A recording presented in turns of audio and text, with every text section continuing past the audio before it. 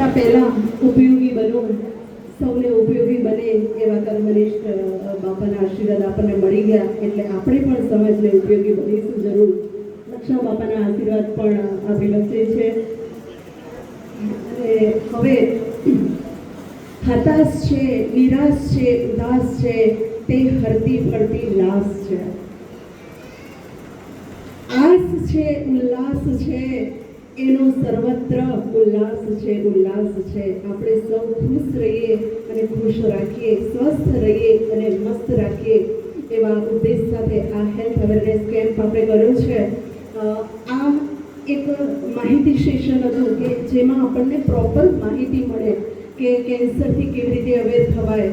આંખનો કેમ્પ આપણે કર્યો છે તો આંખને કેવી રીતે આપણે સાચવી શકીએ. જેટલી વખત ડોઝ આપવામાં આવશે એટલી વખતે આ સેશન નહીં હોય.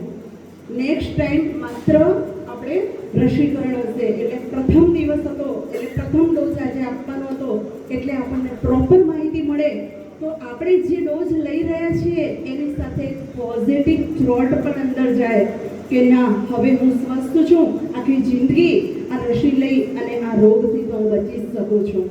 એટલે આપણે મસ્ત રહી શકીએ, સ્વસ્થ રહી શકીએ એના માટે આપણે આ સેશન ગોઠવ્યું હતું. અને હવેનું જે છે એ રસીકરણ અને આંખોનો કેમ્પ વિશે છે. આ કાર્યક્રમમાં અહીં ઉપસ્થિત છે મહેન્દ્રભાઈ ડૉક્ટર, એમને પણ હું આવકારું છું ને એના હાજરીની એના સાથે એના દીકરા પણ હાજર છે ડૉક્ટર, એમની હાજરીની પણ હું નોંધ લઉં છું.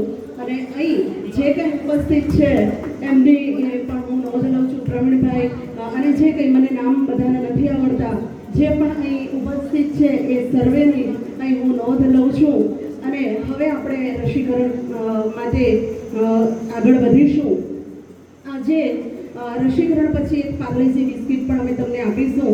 ઋષિરાજ ચેરિટેબલ ટ્રસ્ટ ને ડૉક્ટર મનોજ ગોંગીવાલા દ્વારા આ સપરેટ ભેટ મળેલ છે એ આજે આપણે અહીં બિસ્કિટ પણ આપણે આપીશું. બીજું એક જાહેરાત એ પણ કરી દઉં કે ઋષિરાજ ચેરિટેબલ ટ્રસ્ટ ના નેજા હેઠળ વાત્સલ્ય મૂર્તિ મીનાદેવી ગર્લ્સ સ્ટેમ ઓફ મોડાસા હું ચાલુ કરી રહી છું.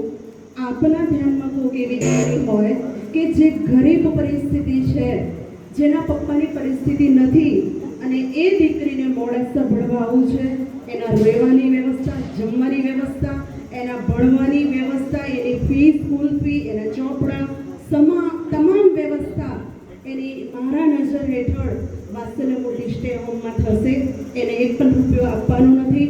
ત્યાં સરસ મજાનું ભણવું હોય ત્યાં સુધી એ ભણી શકે એવી વ્યવસ્થા મેં મારા ઘરમાં ઉપર, હું ફ્લેટમાં રહું છું બીજા માળે, ત્રીજા માળે મેં ઘર ભાડે રાખ્યું છે અને એ દીકરીની સંપૂર્ણ જવાબદારી ભણવાની ફી સાથે, રહેવાની, જમવાની વ્યવસ્થા સાથેનું આવું સ્ટે હોમ શરૂ કરું છું. આપણે અહીં વજેપુરા કંપા સ્કૂલની બીજી જ્ઞાતિની 4 દીકરીઓનું રજીસ્ટ્રેશન થયું છે કે બેન અમે તમારા ત્યાં આવવા માંગીએ છીએ.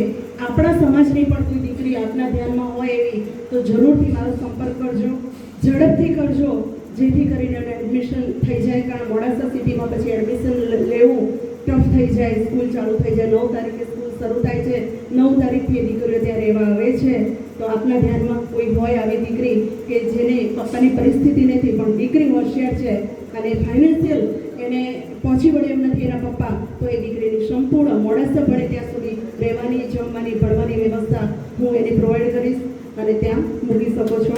અને જરૂર કોક દીકરીનું જીવન સુધરશે, કોક દીકરી એના પગભર થશે તો 2 કુળને તારશે. એટલે હવે આપણે આગળનું જે છે એ આંખનો કેમ્પ માટે ડૉક્ટર સાહેબને વિનંતી કરીશ કે ત્યાં જે પેલી બહેનો બેઠી છે ત્યાં આપનું જે કંઈ વ્યવસ્થા હોય ત્યાં ગોઠવીશું ને એઝ વિઝિટ અહીં આપણે વેક્સિનેશન માટેનું ગોઠવીશું. એટલે એક જગ્યાએ ભીડ ન થાય એના માટે આપણે થોડા વેચાઈ જઈશું, થોડા ત્યાં જાય.